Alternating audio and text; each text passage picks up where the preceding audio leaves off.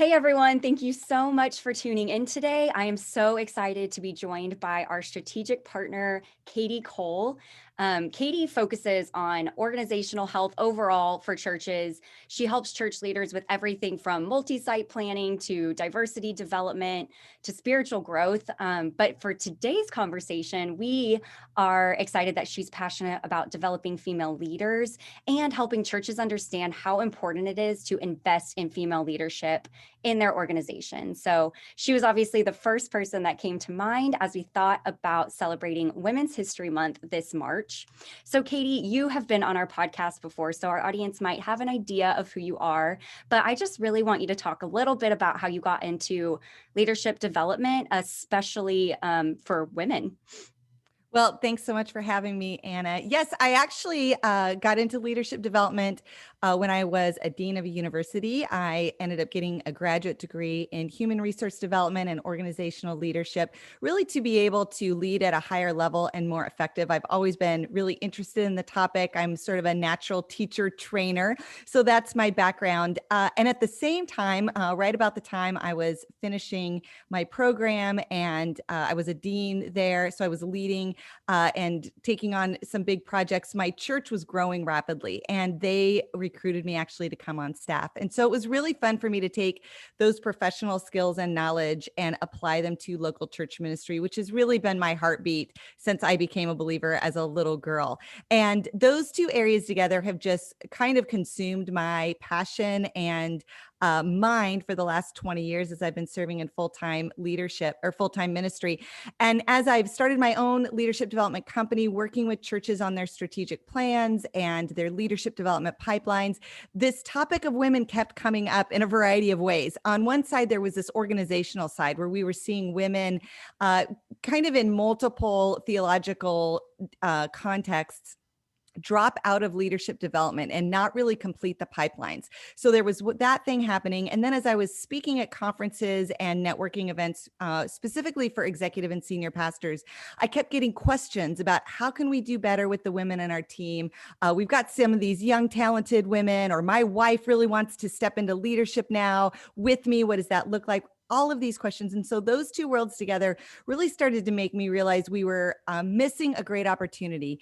And people were really open to relooking at this subject and exploring how we might be able to do a better job within our theological frameworks, honoring God with that, but at the same time doing a more effective job maximizing the leadership gifts of the women in our churches. And so that's how I ended up, kind of stumbling into this research project and then writing a book and now speaking a lot about it and working with a lot of churches on their cultures. Yeah, that's incredible. I love that you touch on the men who come to you and say, we have these female leaders or people, women that we think could be great leaders, and we want to do something about it. Help us.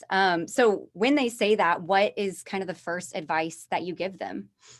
Well, first of all, I'm a huge champion of men who are championing women. And I think one of the amazing things about being a part of local church and especially just churches that are hungry to grow and reach people is that the natural overflow of that is we care about stewarding our people and helping all of them fulfill their role in the kingdom. And so we have so many wonderful, I call them the good guys. These are not the people you would see portrayed maybe in media or in literature. They're not the guys that maybe have been abusive to women that we should be angry at. These are like the good guys, the ones who are really pursuing God, trying to do a great job with their churches, love their families, love their wives, love their daughters, believe in the call that God has on people's lives. And so they're trying to explore it. And I would say the first thing, especially for a church leader, especially if you are a pastor or leading at a high level in your church, the first thing to really look at is to make sure you have a good, clear understanding of your theology. So there's a couple reasons for this. One is that when we did our research on this issue, it was a natural assumption for most of us that when we got into it, theology was going to be the big divider between churches that do a great job with female leaders and churches that don't. And that really has been the assumption, right? Most of us, if we've been in church for a while or grew up in Christian environments or cultural contexts that support those kind of traditional gender roles, it feels like there's this binary option. I'm either for women or I'm against women. And And it really just isn't the truth. So we found churches that were very conservative in their view around women, who had females leading in their organization all the way up to the executive team. And we had churches that were very progressive or egalitarian in their theology, but they had almost no women in leadership roles, either formally or informally. And so that sort of shifted our view, and particularly my understanding of how we're doing this. What we found is that the real issue was not theology. The real issue was the leadership cultures we're creating. And one of the reasons defining our theology is important is because we're still dealing with the mindset that that it all comes down to our theological beliefs, and that you're either for or against. And so what I encourage pastoral teams to do and leadership teams to do is to really become clear around your theology and to explore the options. So one of the things I try to make a case for in the book, and I've got some resources on my website, is this idea that there's actually multiple views. It's actually a theological spectrum rather than a black or white issue. And if you can find out where on that spectrum, from conservative to progressive or somewhere in between, it's much easier to say, this is what we believe in, why. And this is our expectation for how we play this out in culture. Most senior leaders would be shocked to know how their theology is not being carried out in consistency across their organization. No woman is usually surprised to know that. We all go, yeah, you say this, but the usher said this to me, or the guy I volunteer won't let me do these things, or this person tells me I should be doing this, but I don't see anyone else doing it. And so it doesn't feel like it's right. And I want to honor and respect my leaders and God's word and the church I'm a part of. So I'm going to not do that. And I'm going to be mad at this. And it just creates a lot of sideways energy for your female leaders who want to bring their gifts and use them in your church, and for the leaders who are trying to manage all of this, because when we are not in alignment, it's much less important where you fall. It's much more important from a leadership efficiency standpoint that we all are on the same page. And because this is a secondary theological issue, it's not Jesus, how you get to heaven, if God's word is true or not. There's a lot of godly people who have very different views and can make really strong biblical cases for different viewpoints. So again, you have to go with what God has called you and your church to do, what you believe scripture says, but then you have to do the hard work of leadership to clarify that, articulate it to your team, and then hold them accountable to all being on the same theological page. Yeah, that's great. So when you're hiring, you make the decision that, okay, we want to invest in female leadership development, and we're looking around, we don't have any female leaders on the team. Like we say we believe in this, but where are they? When you are going through that change, it's obviously difficult for staff to get used to. It's difficult to maybe communicate these things across. So when you're doing this change management, what is the most critical thing to make sure that you're doing for both the church staff and for the first female leader that's going to be on staff? I think the number one recommendation I make is to make no assumptions. Most of the time when I see leaders begin to take this topic on, they have personally been thinking about it, praying about it, talking about it, researching it for usually years. It's not something that just popped up on the grid. The Lord has been working on them for a really long time. And most of the time we see people moving from a more conservative culture, gender base, to what they believe the theology of scripture really is, which usually has more opportunities for women. Now, it may be that you still have some limitations. There are some roles or functions that you would still put a limitation on. But generally speaking, that's the shift that we see is, oh, that actually was American culture or the Bible Belt, not really God's word. And so I'm going to open up some doors. The challenge is the rest of your church, including sometimes your top leaders, have not been thinking about this, processing it, and wrestling it like you have. And the biggest assumption is that we can go fast and that everybody's going to be on the same page. And the strong secondary assumption is that women are going to love this shift. Mm-hmm. And that tends to shoot change management in the foot, because if you stop and really think about it, most of us as women who have grown up in the church who have been in environments that are more on the conservative side, we have wrestled this our entire life, especially if we're gifted in stronger leadership gifts. And one of the things that most men don't realize is that for women who are gifted with strong leadership kinds of gifts, teaching, exhortation, the actual Romans 12 leadership gift, apostleship, that prophetic voice that speaks truth to power, those things in women's developmental circles are usually labeled as sinful. You should be quiet and have a gentle spirit. Don't say it, ponder it in your heart like Mary. These are the models and the enculturation and the messages that we have been receiving our entire life, like our entire life. And it's doubled down in our adult women's ministries oftentimes. And so when you start to talk about you should speak up and you should be on the platform and look at this awesome 22-year-old who's going to now teach for the first time, most of us are like, wait, what? You're not just opening doors for women. You're actually telling me that everything I've been taught by you, and maybe not you personally, but the authority that's been over me is wrong. My understanding of scripture is wrong. And now I also have to reconcile the fact that I have had giftedness that has been dormant, that I have, and sometimes wasted is the way I could think about it, or not maximized or not stewarded well, as well as realizing that there are things I could have been a part of that I wasn't allowed to be. That creates a lot of emotion. That is a major theological shift. It has to change my mindset. I remember my mom being just irritated watching women news anchors. She's like, no one wants to hear a woman's voice tell the news. Like, those are the things in my head. And for her to have to listen to a woman preach on a Sunday, she's like, why would any of us want to listen to this woman's voice? Right?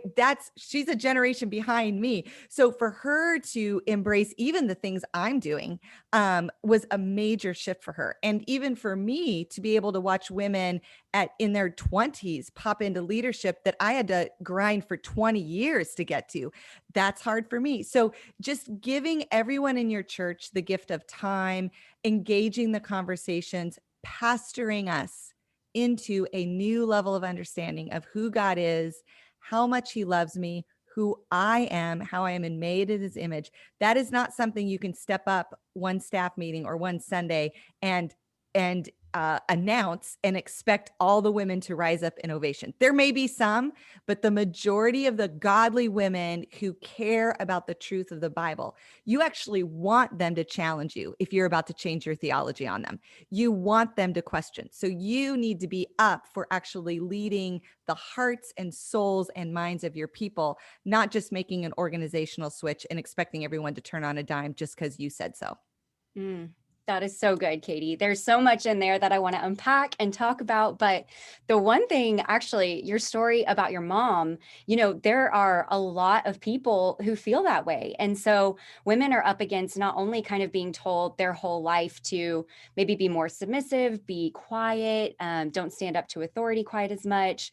And then you have even, other women who kind of have this viewpoint of women in leadership. And so that's an extremely difficult thing to come up against. Do you have advice for women who feel called into leadership and they want to pursue this, but they kind of have this nagging doubt in them that I don't think I'm supposed to be here? Even, my family tells me that I shouldn't be here. Like, am I hearing this right, God? Well, I think part of what I tried to do in the book is really lay out for men, especially, but also for women. Listen, this is the reality of what we're dealing with. This is the culture we've grown up in. These are the practices and habits. These are the mindsets that have sort of been enculturated into us. And I don't really have an agenda to change any of those. But if you think differently, if you feel the Lord calling you to something different, it's okay to question those things. It's okay to challenge yourself in those things. It's okay for me to look at my mom and say, Mom, you're just not used to women anchors. Like, let's just watch Jill Valley in Missoula, Montana for, 6 months and see if we can get used to her voice, right? Anytime we have to make space for someone new, it takes us a while to get our head around it. Anytime a new restaurant opens, there's a whole percentage of the population that's like, I don't like poke bowls, right? A year later, let's go get poke bowls. Everyone now loves poke bowls, right? And so just change is hard no matter what it is. And so so part of what we're challenging, especially if you're finding yourself going into opportunities that no one like you has done before. And I would say this isn't just a female issue. This is anytime a minority steps up to do something that has not been done by someone who looks like or is from their background. It doesn't mean that people like you haven't done it, because you have the internal gifts and calling. God has been calling people like you with your gift mix to do this for generations, right? You're not as different as you think or feel, but the outside of you, the thing that people look at and instantly make assumptions about you, is different. And so, first of all, keeping in mind that it isn't as unique as it feels. But second, there is a culture you're stepping into who isn't used to you. So there is a little bit of a dance that we have to do. And women leaders face this all the time. And it's part of the challenge of being the first generation to be called up to do these things. So, I've walked into many, in fact, almost every leadership room I walk into, I get that little Sesame Street song in my mind that's like, one of these things is not like the other, right? One of these things just doesn't belong. When I speak at a conference and it's all men, it's me and the one black guy. We hang out and have lunch together, right? We're the two people that we know are not like any of the others, and we instantly find ourselves together. So Right. it's just acknowledging that and realizing that as a leader, as someone uniquely called, I need to show up with who I am, with my stories, with my perspective. But as a leader, particularly as a servant leader, I'm also serving the culture I'm speaking to. So we don't just come in and say, I am who I am. Deal with it. You must accept me. No, a servant leader says, what's your language? What metaphors relate to you? I will oftentimes use a sports metaphor when I'm speaking to all men, because not all men connect with it, but the male culture tends to understand that maybe more than my breastfeeding examples that I might use at a women's conference, right? Not all women have breastfed, but most women can get their head around that. Not all men are into sports, but most guys can get their head around. That's part of me. That's not being not who I am. That's me serving the people I'm talking to. But in that, my sports metaphor is different than other people's. I don't actually want to hit anyone on the football field. So I'm going to talk about the coaching structure, not what it's like to take a hit, right? That's me being me in the context of the people I'm serving.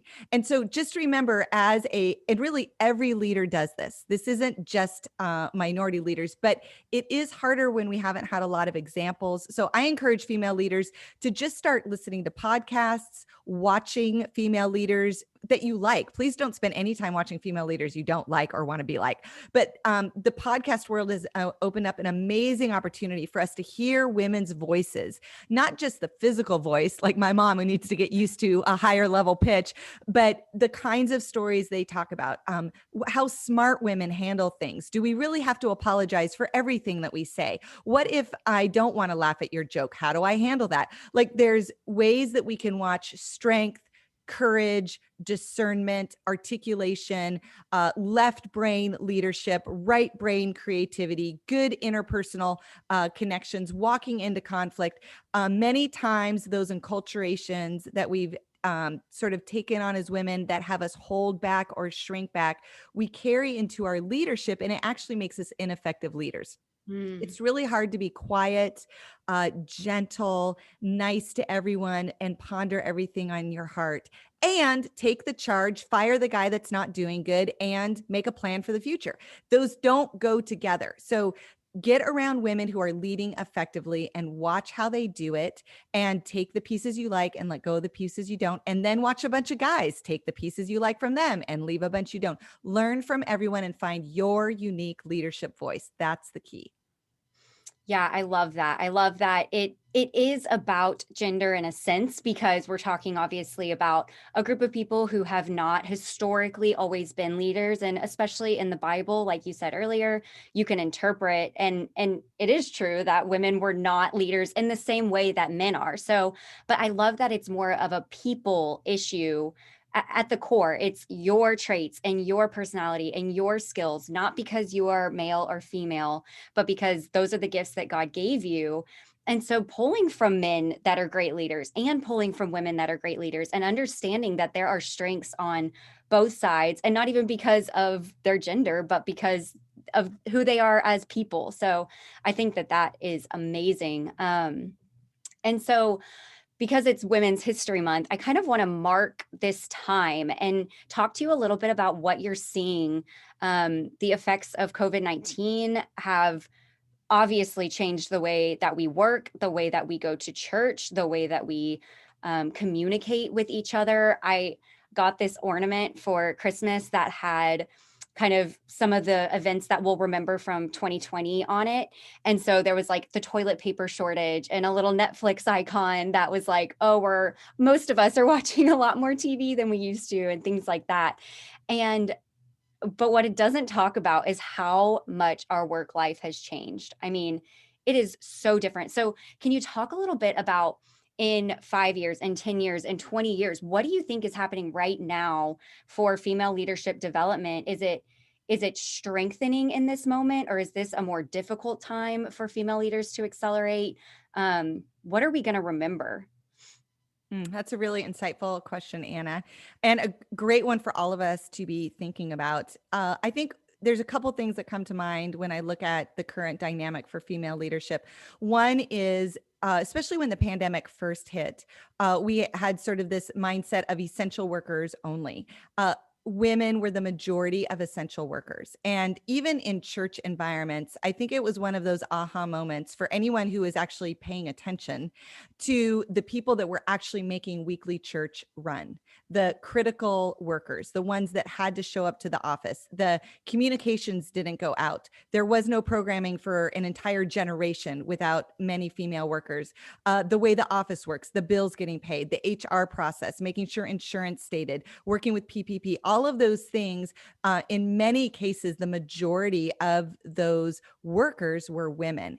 And many churches I found were trying to drum up work for their higher level male leaders. Not to say that that wasn't important, but when we really come down to it, it was an opportunity to recognize, value, and practically appreciate the women on our team that may, in many other circumstances, get overlooked and undervalued. And so I just would encourage every church leader out there, if you have not taken a really hard look at your HR roster and who really pulled off that online campus, who really pulled off rallying all of your communications to now serve people who are not showing up physically many times for months or even an entire year of your church. Look to see if you've got women there who are just faithfully plugging away and aren't asking for anything. They probably deserve a raise or a bonus. They probably deserve some time off. They probably need a few assistants. They could probably really use your practical support right now. I recommend a year of free house cleaning, maybe some meals delivered, whatever it is that's going to really ease her burden and keep her functioning at a high level at your church. You want the woman who carried you through COVID to be on your church staff in 5 years. If you don't interject and recognize, appreciate, and help and equip her, she is not going to make it. This is the recipe for burnout. Please don't get so excited that things are coming back to normal and we're really glad we made it. And the people who really carried you, all your essential workers, but especially if they're women, the people who really carried you are just sort of now still going. Mm. The second thing is we're seeing female leaders, particularly in high-level leadership roles, who are oftentimes the one or one of few women in those leadership spaces, step out of leadership in record droves. And much of this is due to the demands of the pandemic on their family. And most women, especially Christian women, if you give them the choice between helping their kid make it through virtual school, caring for their parents who are immunocompromised, or any of the other number of responsibilities that have come on her because of COVID, she is going to choose the people in her life over her work success every day of the week and twice on Sunday. It is not even a question. She may hate it. She may wrestle with it. She may not want to do it, but she is probably not going to say, I care about succeeding in my ministry job and my kid can just repeat 5th grade. That's not going to happen. So for the women on your team who are in caretaking roles, they're moms, they're caring for aging parents, they have spouses who have health issues, I would just say, try your best to really keep them on the team. There is going to be a point when we do sort of get back to normal and kids are back in school and we, hopefully recover from the year of craziness, where parents are able, parents and grandparents are getting vaccines and are able to be out in the community again and restore their normal life. But until then, it's going to be easy for women to back out of leadership because they've got too much on their plate. And it's because they legit have too much on their plate. I would really encourage you to think creatively, not so much how you honor them, how you thank them, how you support them in their decision. I want you to support them in their decision, but I want you first to have a really honest leadership conversation with her, not a placating conversation, not a passive conversation, not a conversation that just enables her to take herself out of the game, but a leadership conversation. Help me understand what's really going on. Press her foot what actually is the issue. Ask her what would make a difference. Do you need an assistant? Would you go part-time? What if we allowed you to take 6 months FMLA, right? You have resources, connections, knowledge of your insurance package and benefits. You have the ability to keep her on the team and in her leadership that she probably has not even thought of, and let alone know the details of. And I will guarantee you doesn't feel like she can ask you permission to be able to do that. She feels like she's at a crossroads and has to make a choice. You're the person who can take away the crossroads and find a path forward. So if she really wants to leave, please honor her request. But if she shows any of those signs, which tend to be the signs that women use when we aren't sure how to confront or ask for what we need, when it's too much about all these other things, when it feels like there's no way forward, when it's either or extreme thinking, when she says her husband wants her to do this, right? Those are all fine things. Ask her what her issues are and get to the root of the leadership, and at least give her one or two other options besides quitting. And don't take an answer in the first 24 hours. Make her pray about it and think about it and undo the mindsets and undo the thought process that has led her for her initial reaction to be to take herself out of the game. Mm. Yeah, I think so much of what you talk about is just open communication and allowing space for honesty in that communication, and not just assuming, not just asking how are you doing, but really asking the deep questions. And we have this opportunity now more than ever. We all have worked remote at this point. I mean, probably not all, but most people, especially for churches, have worked from home at this point. So we have this opportunity to think creatively about how can we change our process? How can we allow people flexibility in ways that we didn't before, that could even make people more efficient, more productive, more engaged and excited, and more led by the Spirit, because we are allowing them to feed their spirit with their creativity of maybe flexible schedule. Maybe it's getting an assistant and allowing the leader more time to think strategically, or to spend time in their creative thought mind, to where they're going to come up with things that advance the kingdom way more than just sitting in the office for however many hours a day because they feel like they need to be there. And so I think that's incredible that you're encouraging this new ways of thinking about it. I mean, we have so much opportunity right now. Absolutely. And I want to really encourage any women who are listening to us to start thinking creatively yourself. Challenge yourself in your own mindset. I know what it's like to feel like you are just so overwhelmed and under the gun. You're just making crisis decisions to get through the next month and keep everybody afloat. I just want to really encourage you to not make knee-jerk reactions, to not respond to the crisis, but to think like a leader. You are in leadership for a reason. You can think like a leader, and you need to think as a leader for your own life and your own career and your own ministry impact as well. So challenge yourself. What do you really want? What would it really take to keep you on the job? And don't hold back from asking for a lot. If it means you need to work only 10 hours a week in the office and you need to keep your insurance and you need an assistant director to keep it afloat, but only for the next year, if you need time completely away, if you need, I don't know, to have the summer off to like tutor your kid through third grade math again, what is it that you need? And ask for it. All they can do is say no, but there's a really good chance they might say yes, or at least how can we move forward and get you, let's negotiate it back and forth. But if they come to you and ask, what do you need? And you don't have an answer, that's on you. So be ready with an answer. And then even when you have the answer, go and ask if you can have a conversation and see if it's an option. Awesome. So you wrote Developing Female Leaders a couple years back, and I'm wondering if you would share, without giving too much away so that people can still read the book, but what would you advise for people who are wanting their church to make steps forward, but they have no idea where to start? Maybe it is someone who's just beginning to start having those thoughts in their mind, and they're like, we think we want, more equality or more female leadership on our team, but we're just not sure. What advice would you give now that's a little bit different than when you wrote this in 2019? Because so much has changed. Is there anything you wrote in the book that maybe you would adapt now, or that maybe more intense now, more necessary? Anything that's changed? Well, I definitely think thinking creatively about our roles and the types of roles we offer to women is one of the most underutilized resource for ministry.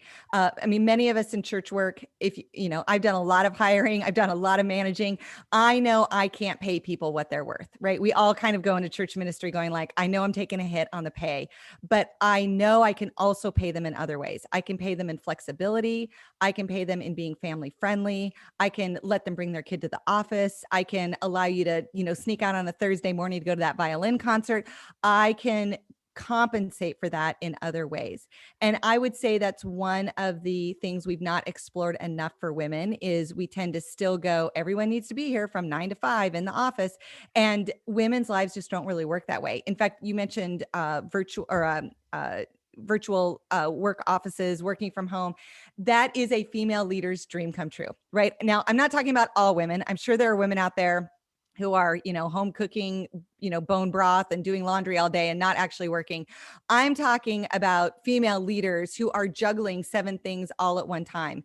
It is a game changer to be able to do that from home and be on a Zoom call and have the laundry going that I got going at 6 this morning. And my kid is sick on the couch and I'm watching him and I'm still keeping everything afloat and I can do email and I get to be in my yoga pants. Like I'm doing all of those things and it's working for me. I can keep all the plates spinning. So that is definitely one I probably would emphasize even more because our mindset, God, I feel like sort of rattled our cage and said, hey, let's just move you forward in this idea of a flexible work schedule and how to keep things going all the time.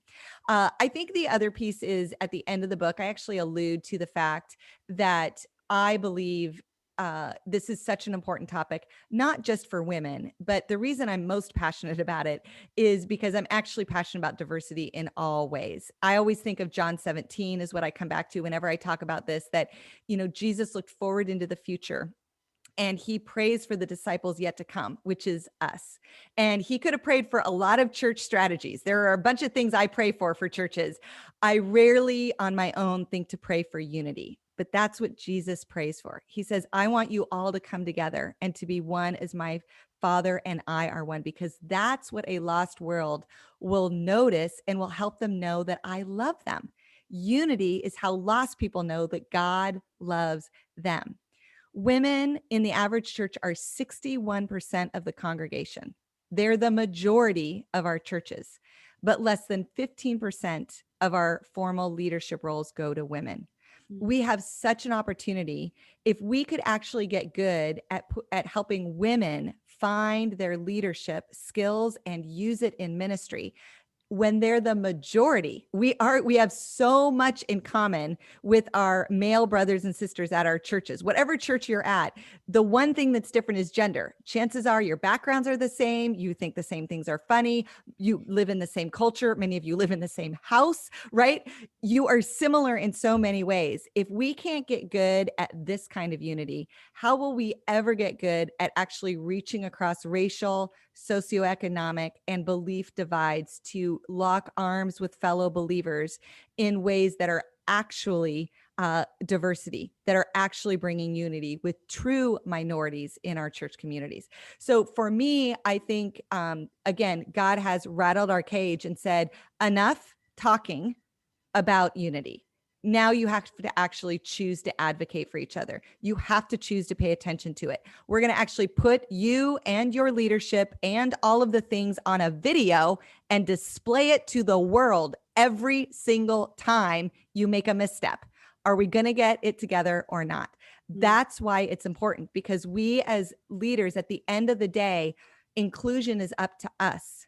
We have to be inclusive leaders. We need to create together cultures. We have to create churches that have unity, not just with the people like us, but unity of diversity.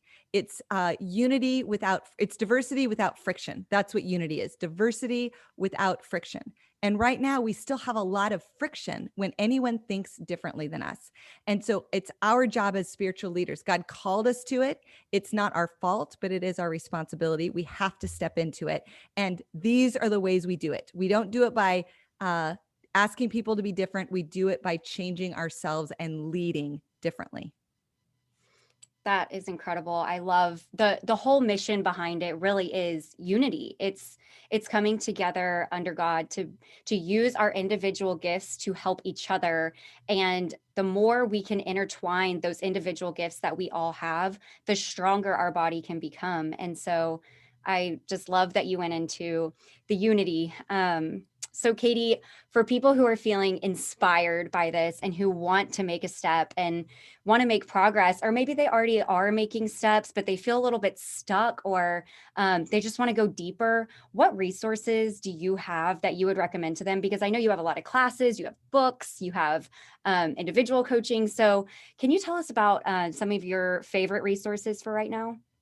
Sure. My website, kadiecole.com, has a lot of resources. The two I want to highlight the most for church leaders, though, is one is a culture assessment that I offer that actually allows you to know what's really going on in your culture. Most senior leaders know there's something wrong, but they have a hard time putting their finger on what actually is wrong and putting your energy and resources into those biggest issues.